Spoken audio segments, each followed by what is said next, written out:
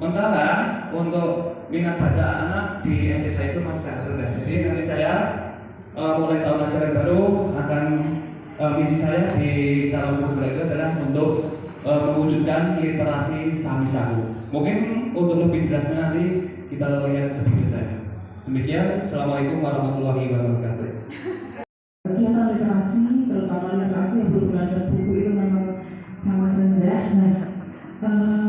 Ada yang sedikit saya ingin tanyakan Pak Warno, untuk kegiatan tersebut apakah ada memang pengklasifikasian jenis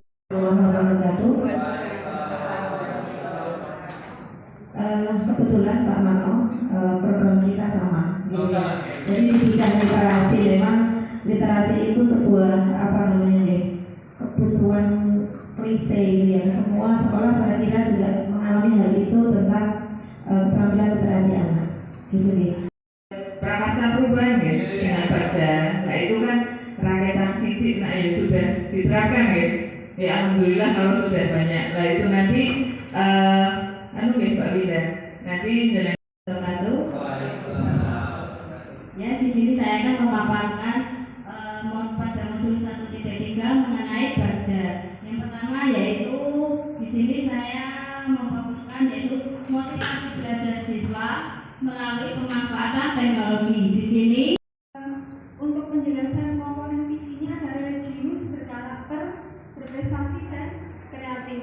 Kemudian untuk prakarsa perubahan yang saya pilih itu hanya fokus ke satu dimensi Bapak Ibu, yaitu berfokus pada visi aspek religius, yaitu dimensi profil pelajar Pancasila beriman dan bertakwa kepada Tuhan Yang Maha Esa dan berakhlak mulia, yaitu mewujudkan generasi yang berkualitas, kreatif, berkarakter, dan berwawasan lingkungan sesuai dengan profil pelajar Pancasila. Ini yang saya ambil untuk prakarsa perubahan, itu saya ambil kata-kata kreatif karena saya mengajar di sekolah SMK, saya akan mengangkat kreativitas anak di bidang pemasaran. Jadi untuk kalimat prakarsa perubahan itu meningkatkan kreativitas peserta didik melalui pembelajaran di dunia usaha dan dunia industri. Untuk Bagja, upaya kita untuk mengembangkan pembelajaran yang dapat meningkatkan kreativitas peserta didik. Nanti untuk mengembangkan kompetensi saya dalam membimbing anak-anak di bidang aksara Jawa, kemudian juga diskusi dengan redaksi Jawa, bisa di dalam sekolah MPMPS atau MPMP luar sekolah.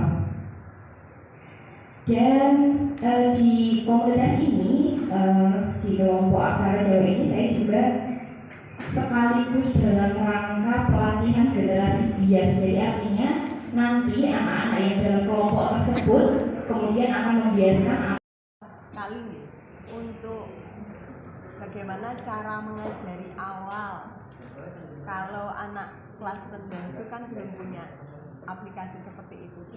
Gimana caranya biar gampang menghafal aksara Jawa? Langsung saya tanggapi nih. Untuk aksara Jawa memang dari 20 huruf itu rasanya semuanya hampir sama. Nah itu sebenarnya bisa dikelompokkan Ibu. Ada 4 kelompok huruf yang mirip-mirip. Ho sama lo. Iya, ho sama lo, kemudian ko, kemudian do.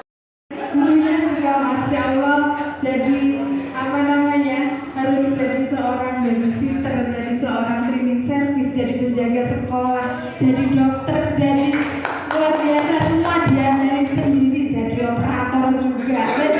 Masya Allah, semua ngajarin juga. Itu nanti biar nanti anak-anaknya juga tangguh seperti gurunya. Amin. Kemudian saya mengambil prakarsa perubahannya adalah meningkatkan kreativitas peserta didik melalui pembelajaran berdiferensiasi. Saya mengambil pembelajaran berdiferensiasi karena memang di TK itu pembelajarannya masih benar-benar konkret dan banyak barang-barang mainan yang harus kami sebagai seorang guru harus bisa memanfaatkannya untuk mengembangkan 6 bidang kompetensi. Pembelajaran itu tidak perlu hanya di dalam kelas, tapi belajarnya di TKA sudah sangat luar biasa. Yang jadi pertanyaan saya, Bu, dari 26 anak, 28 anak diampu oleh 2 orang pengajar itu, ya. Ibu-ibu semua ada yang bapak-bapaknya ada, Bu? Ibu semua, ya. Jarang bapak TK. Mau? Iya betul. Menantang sekali sebenarnya kan luar biasa itu guru TK itu memang dari baik.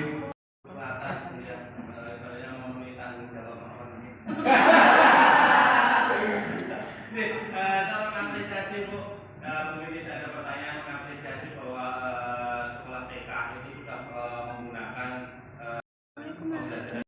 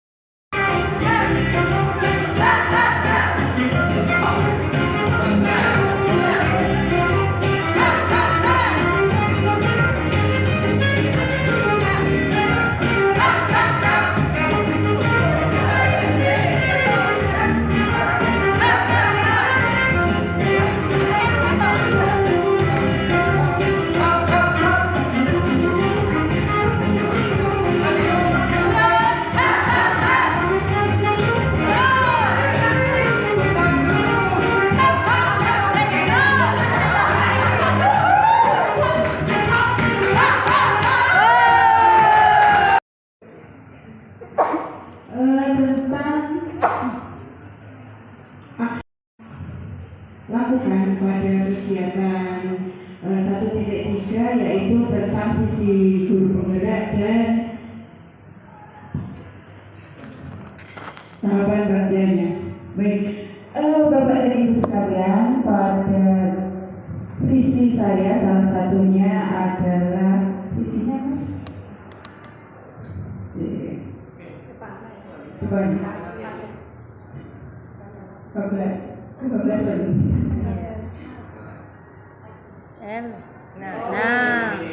Di sisi guru penggerak mewujudkan peserta didik yang takwa kepada Tuhan Yang Maha Esa, berkarakter mulia, tanggap teknologi dan berwawasan lingkungan. Saya berfokus pada satu sektor saja, yaitu tentang tanggap teknologi. Jadi saya memakai prasangka peserta didik dalam pemanfaatan teknologi berbasis komputer.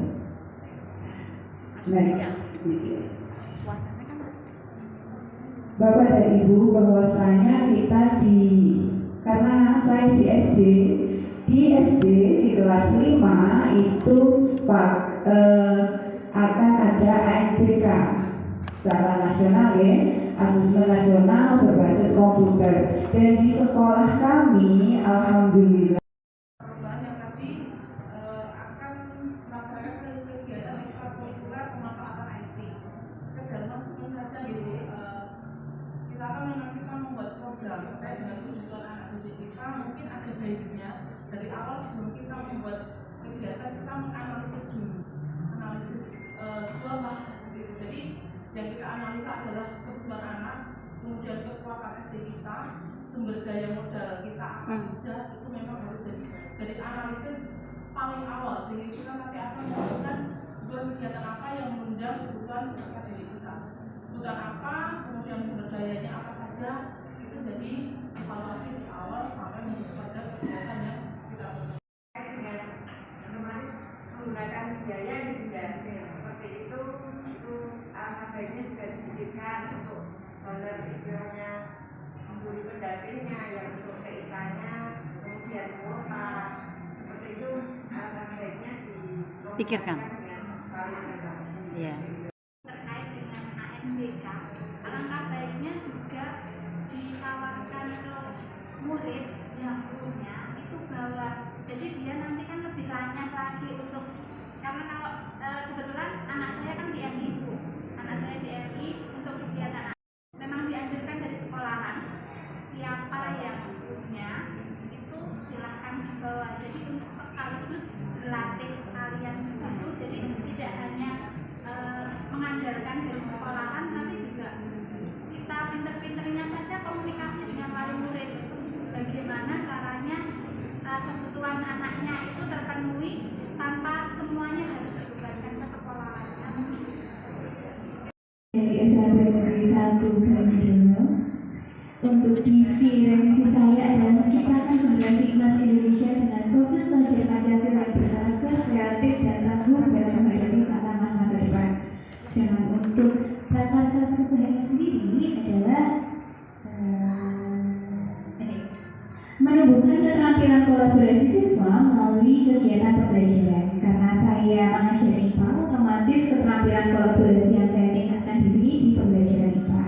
Nah, untuk kegiatannya sendiri, di sini siswa saya minta untuk membuat suatu video, kemudian mereka dalam kegiatan kolaborasi ini saya minta mereka untuk membuat naskah materi IPA, kemudian membuat videonya bersama dan juga mengedit. Nah, dengan kegiatan ini otomatis keterampilan kolaborasi siswa akan sangat terasa. Nah, untuk hasilnya Bapak Ibu, ternyata anak-anak itu memiliki kemampuan yang sangat baik ketika kita memfasilitasi mereka untuk melakukan kegiatan kolaborasi. Yaitu meningkatkan literasi siswa di sekolah. Yang pertama adalah pertanyaan utama untuk meningkatkan pendidikan. Kemudian tanya berikutnya apa yang bisa lakukan untuk menciptakan lingkungan belajar yang nyaman dan menyenangkan. Itu mencari informasi secara online maupun offline tentang lingkungan belajar, kemudian berdiskusi dengan teman sejawat. Yang ketiga berkonsultasi dengan